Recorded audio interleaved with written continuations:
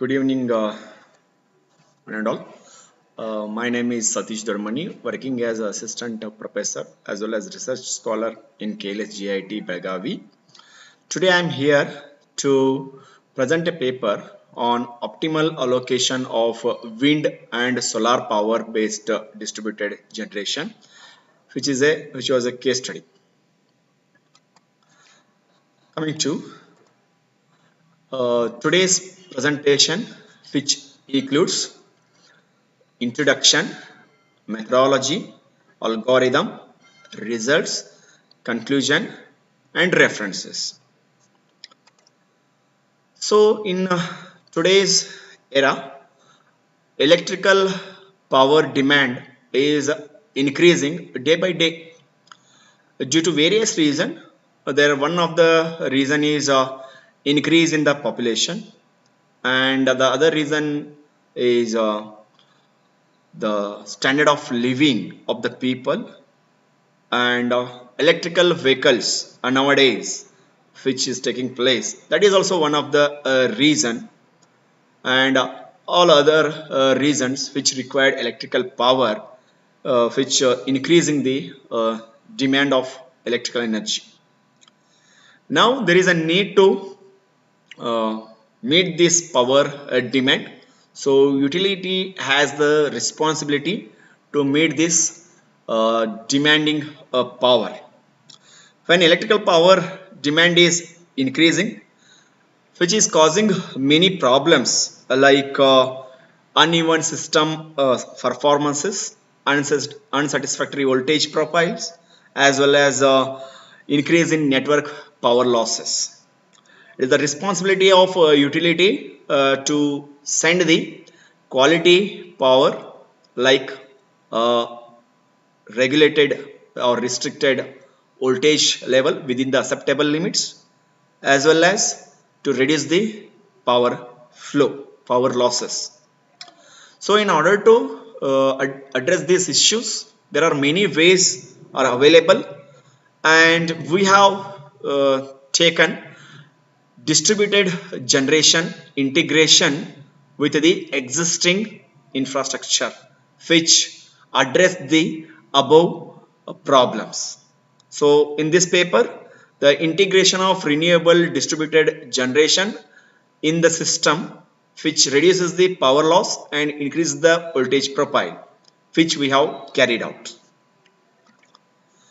So this particular system electrical network indicates that different types of power plants like renewable wind, solar, as well as combined heat and power plant is used to generate the power, and which is transmitted to the loads, different loads like residential load, factory, and commercial loads with the help of transmission and distribution lines.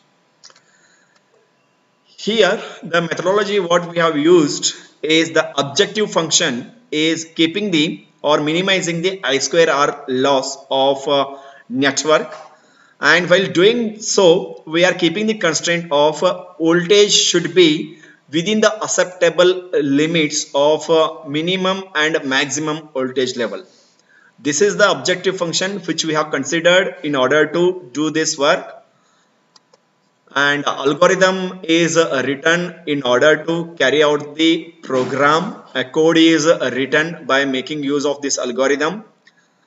Usually, initially we take the data of transmission line as well as generators and other data of network will be taken, and by making use of backward and forward sweep analysis, load flow analysis will be carried out with and without DC.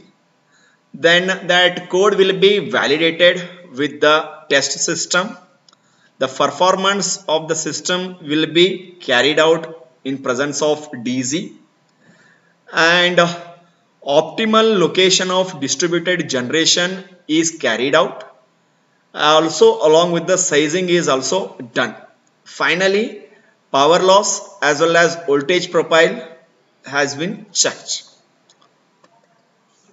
This particular diagram shows the single line diagram of 24 bus Hasana city, which is situated in the Karnataka state, India country. So that total 24 bus system is considered here for the test. The bus number 1 is considered as a slack bus. There is a generator is connected, which voltage is considered 1 per unit, which is assumed, and the load flow analysis is carried out without DC as well as afterwards, along with the connection with the or integration of solar and wind DCs. So initially, when load flow analysis is carried out, basically it is done with the help of the software platform available, and forward and backward power flow analysis which is used. So backward analysis which determines the current in the every transmission line, and forward path which determines the voltage at each node. And here, while analyzing, the first set of formula which will be used to calculate the power loss, and the second set of formulas which we have used to determine the voltage magnitude.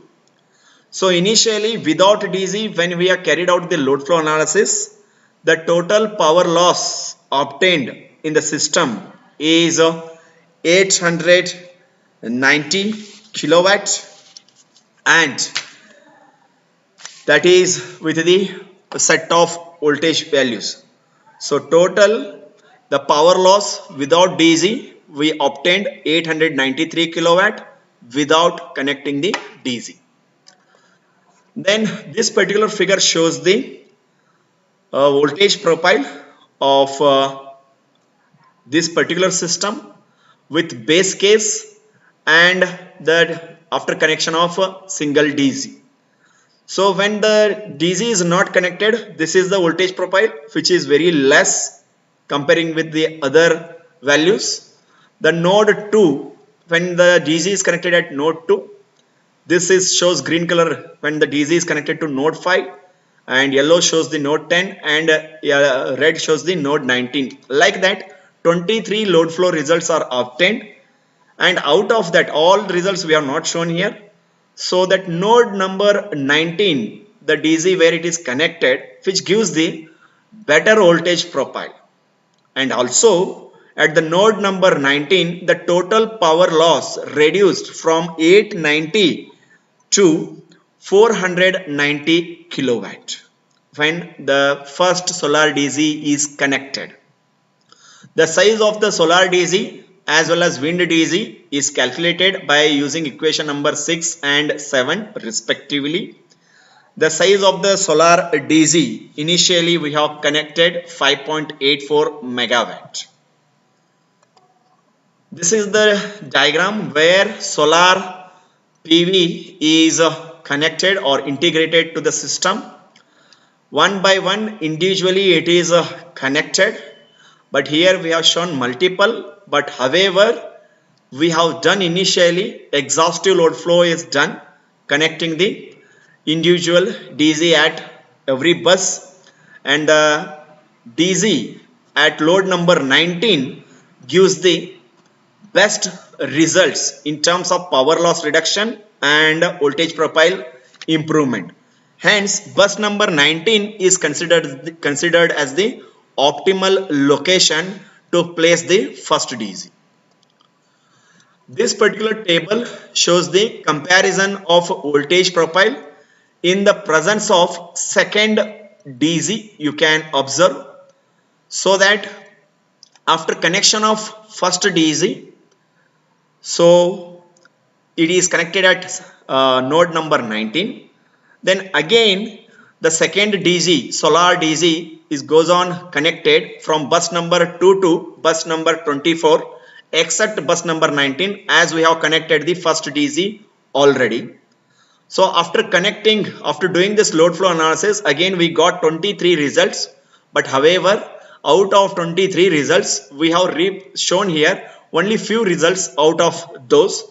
So in that, if you check it out, node 13, which gives the best results than any other nodes where second DC is connected. And so node number 13 is considered as the best location to place the or integrate the second solar DC.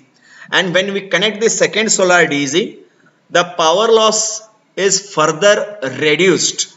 Earlier it was 490 kilowatt. Now when second DC is connected, so that time power loss is reduced to 348.2 kilowatt. In the same way, when we have connected the wind DC, when it is a single wind DC is connected, the power loss 890 kilowatt is reduced to around 396.2 kilowatt.